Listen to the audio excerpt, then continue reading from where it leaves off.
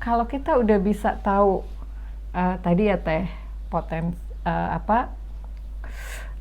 kenali tahapan perkembangan, apa yang harus dilakukan, kemudian kenali potensinya, ini akan sangat memudahkan bagi kita untuk membuat tadi anak enjoy, bahagia, belajar, kemudian anak cepat nangkep, dan kemudian membuat anak juga nilainya bagus, dan yang penting mindset dia tentang belajar itu adalah sesuatu yang menyenangkan.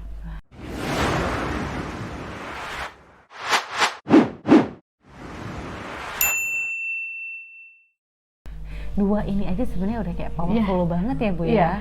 Okay. Satu cerita Teh gini, ada anak ternyata dia sensing, anak yang ototnya kuat, energinya besar, ya potensinya di energinya besar, terus dia memorinya besar, daya ingatnya besar, matanya bagus, potensi utamanya itu di mata, otot, mata, memori besar si sensing ini. Lalu setelah tes, ini anak bermasalah, kerjaannya berantem sama ibunya dan sebagainya. Berantemnya tuh berantem mulut apa berantem teriak-teriakan? Oke. Teriak, komplain, protes sama ibunya, nilai prestasi sekolahnya juga jelek. Lalu dulu kejadiannya ini belum masa lockdown. Nanti kalau di masa lockdown gimana ngakalinnya terserah. Sebelum masa lockdown, lalu si anak ini ternyata sensing, maka saya bilang saran saya adalah, kebetulan waktu TK murid saya sampaikan, Rahma nanti kalau pulang sekolah berarti Rahma langsung main ya nak, tapi mainnya main yang bikin Rahma berkeringat, lari-lari keliling komplek atau main sepeda dan sebagainya. Anaknya langsung bilang gini, nggak boleh sama mama, aku disuruh tidur. Anak dengan energi besar suruh tidur, artinya apa? Baterainya isinya belum habis, disuruh ngecas lagi. Akibatnya apa? Bangun tidur yang ada marah-marah. Disuruh belajar marah-marah, disuruh ngerjain PR pun yang ada berantem. Maka ibunya bilang, kasihan kan Bu, sekolah sampai sore, sampai jam 3 terus suruh pulang mau saya tidur, nanti ngerjain PR, kok malah disuruh main. Ibunya masih nggak terima, tapi saya cuma minta waktu 3 bulan. 3 bulan tolong anaknya pulang sekolah suruh main. Ya. Belum sampai 3 bulan, 2 bulan saya ketemu ibunya pas bagi rapot. Kebetulan sekolah anaknya dan anak saya satu lokasi, anak dia SD, anak saya SMP waktu itu. Lalu saya tanya gimana kabarnya, ibunya ketawa-ketawa aja. Itu Bu, masa setiap pulang sekolah lempar tas bilang, aku sama Bu Dini disuruh main. Ini kayaknya konsultannya gimana gitu, kok anak disuruh main. Tapi hasilnya pulang sekolah dia main, bener ya Bu ya, seperti yang Ibu bilang, suruh dia main, janjikan jam 5 pulang, mandi, kerjain PR dan belajar. Bener Bu, jam 5 bener dia pulang, terus dia mandi, ngerjain PR, nggak disuruh belajar.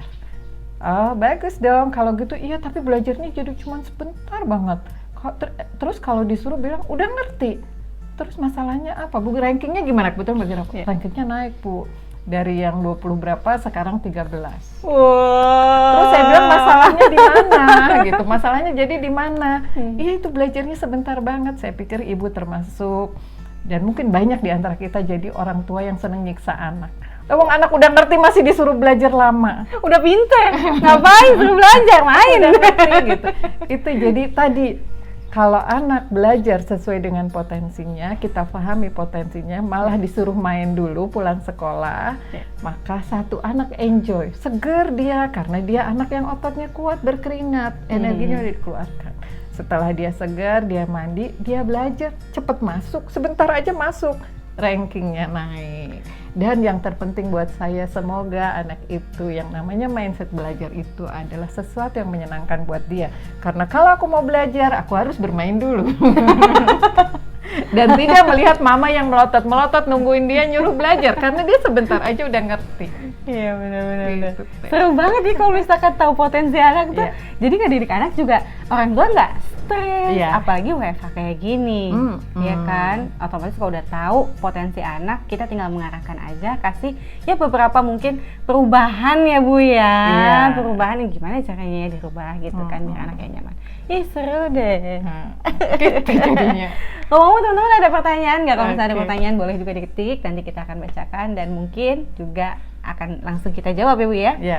Kalau masih ada waktu ya. Kalau masih ada waktu. Oke, kita masih ada waktu kan? Oke. Oh, masih 5 menit lagi. 5 menit lagi. Dari sutradara. Kasih waktu 5 menit. Aduh, seru banget sih emang ini masalah ini ya mengajar yang pertama dan utama. Tapi kalau ngomongin utama nih luar biasa banget ya. Pasti selain kita memang kan tadi jadi coach ya Bu ya. Jadi coach harus bisa banget nih tahu anak dan mengarahkan gitu ya. Tapi kita jadi yang utama juga. Berarti kalau kata utama itu berarti kita yang jadi guru pertama dong ya. Utama yang dilihat itu, gitu. Iya pasti yang dilihat. Terus yang utama juga yang pasti yang menanamkan visi. Karena yang kan kita ya. Kalau kita nih yang perempuan ya Teh ya, kita kan udah ngelahirin taruhannya nyawa nggak sih gitu ya? Iya banget Bu. Gitu ya. Terus maka udah begitu belum lagi setiap waktu masih kecil tuh harus bangun malam, begadang dan sebagainya. Ini kalau dari kita yang perempuan ya bunda-bunda ya, dari kita yang ngelahirin, terus ngurusin, ngasih makan aja. Saya termasuk orang tua yang penuh perjuangan ngasih makan anak. Anak saya semua susah makan, kalau inget yang paling berat mungkin di urusan nyuruh mereka makan. Begitu anak saya kurus-kurus, kering-kering, aduh malu-maluin dah kalau dibawa kemana-mana. Kesannya nggak diurusin gitu ya? Kesannya nggak diurusin. Ya, nah tentunya semua perjuangan itu, kalau yang bapaknya ya biaya, stresnya juga nungguin ngelahirin dan sebagainya. Semua perjuangan itu. Apakah akan sekedar membuat mereka tumbuh besar jadi manusia biasa saja? Tentunya kita punya visi. Yang disebut yang utama itu adalah bahwa kitalah yang menanamkan visi hidup pada mereka. Untuk apa mereka hidup di dunia ini? Mau jadi apa kelak mereka yang dengan itu mereka mau mengejar akhirat mereka sehingga kelak mereka bisa jadi amal jariah buat kita. Itu yang maksudnya utama. Punya tadi ya, tadi Dini bilang teladan, oke. Tapi yang terpenting adalah kitalah yang menanamkan visi mau jadi apa mereka kelak.